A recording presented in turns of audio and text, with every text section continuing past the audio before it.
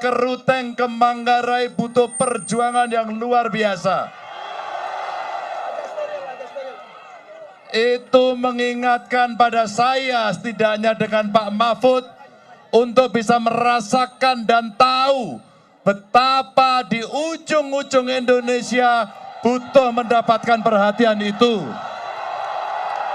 Sama kemudian ketika hari ini kita berkumpul di tempat ini dengan guyuran hujan yang menyejukkan, membuat mental kita kuat, membuat hati kita makin membaca.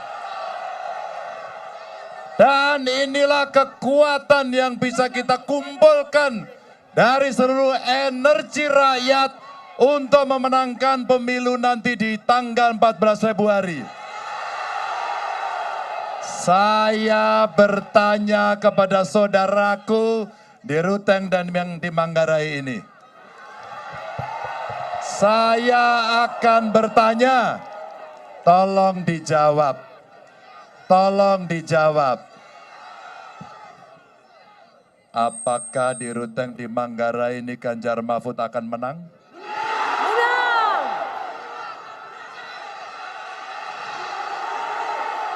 Saya tidak dengar. Apakah di Manggarai akan menang? Yang di sana saya belum dengar, menang tidak? Alhamdulillah. Terima kasih. Kita berdoa kepada Tuhan. Hujan pun berkompromi dengan kebaikan Bapak Ibu hari ini.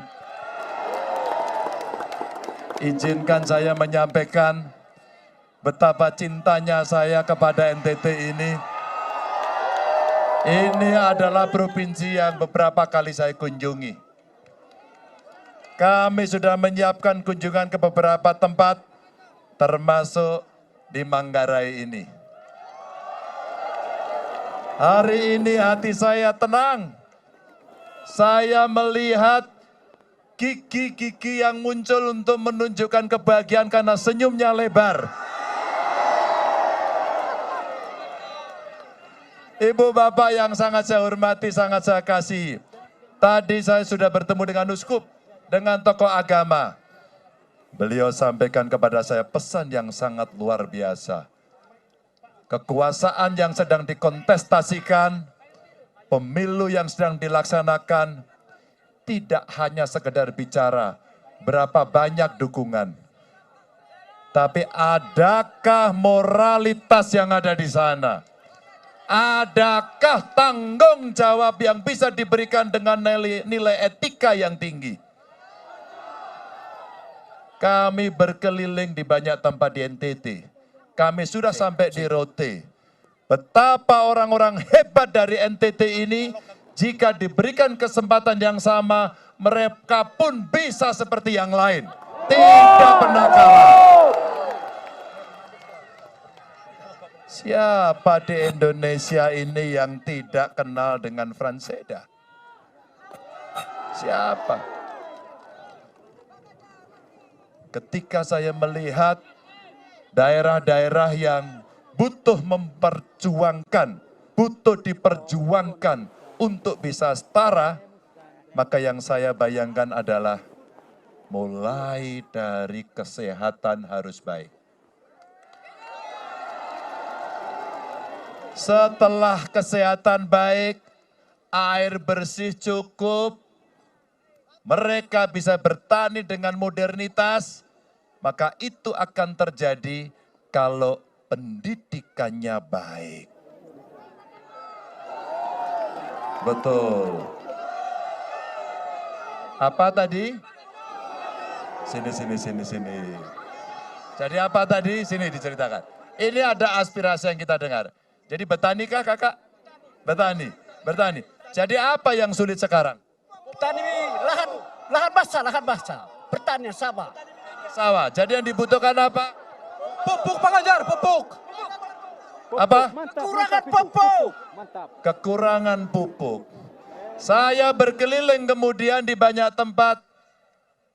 Kalau pupuk dikurangi subsidinya, petani yang miskin tidak bisa bertani dengan baik, maka produktivitas kita akan turun dan artinya kita tidak bisa swasembada. Dan soal perut, soal pertanian ini adalah soal hidup matinya bangsa. Dan anak-anak kita ini adalah jagoan-jagoan pertanian yang hebat. Berikan kesempatan pada anak muda, kasih pada petani-petani.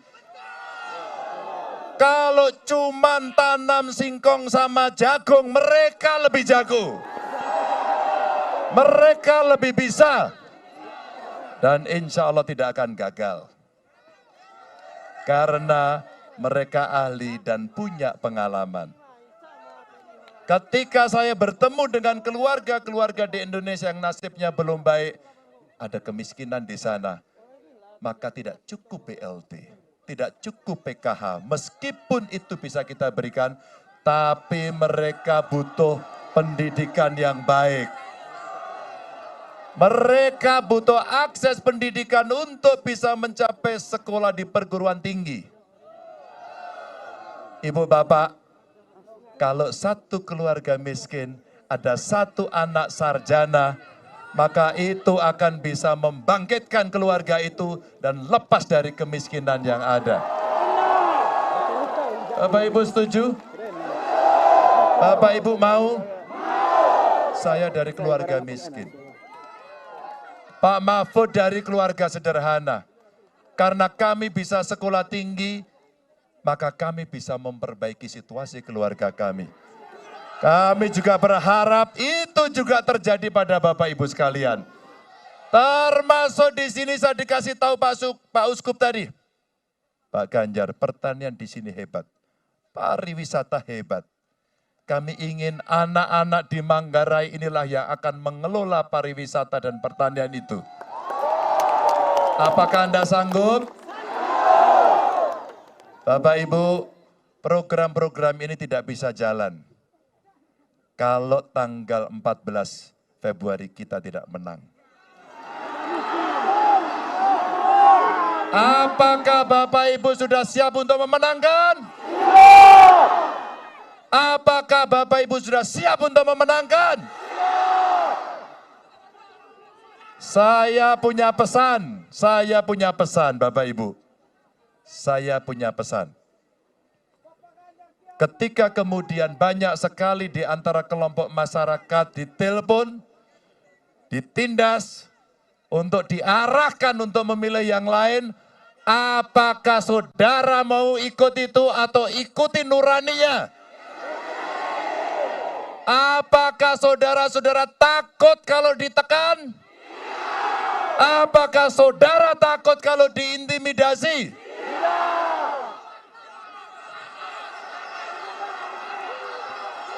Saudara takut? Saudara takut? Saudara takut? Gunakan hati nuraninya. Tunjukkan bahwa kita punya moral, kita punya kebebasan, dan kita punya keberanian. Itulah suara rakyat sejati yang kita harapkan nanti di Manggarai ini, di NTT ini. Saya mohon doa dan dukungan agar Ganjar Mahfud bisa memenangkan itu.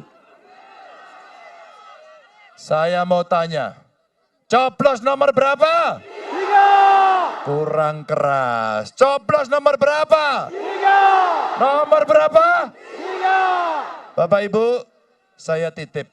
Yang pertama, mulai hari ini temuilah rakyat. Komunikasilah dengan saudara-saudara Bapak Ibu. Sampaikan salam Ganjar Mahfud kepada beliau-beliau. Sampaikan dan dengarkan program-program Ganjar Mahfud dan dengarkan dengan baik apa yang menjadi keluhan rakyat. Sampaikan kepada kami agar kami bisa memperbaiki dan mendengarkan suara rakyat. Ajaklah mereka nanti untuk berbondong-bondong di tanggal 14 nyoblos nomor. Ajari mereka nyoblos. Dan mudah-mudahan inilah ikhtiar kita bersama Saya sampaikan pada saat saya pidato pembukaan Ganjar Mahfud. Ini bukan cerita sekedar Ganjar dan Mahfud. Ini bukan cerita tentang kekuasaan. Tapi ini cerita tentang nasib kita, nasib bangsa bersama-sama agar kita bisa menentukan pilihan. Terima kasih. Salam saya untuk seluruh keluarga. Hari ini saya berbahagia. Hari ini saya berbangga bisa berdiri bersama Bapak Ibu di Ruteng, di Manggarai ini dengan segala perjuangannya. Saya berterima kasih. Saya sangat hormat Pak Bapak Ibu. Terima kasih. Assalamualaikum warahmatullahi wabarakatuh.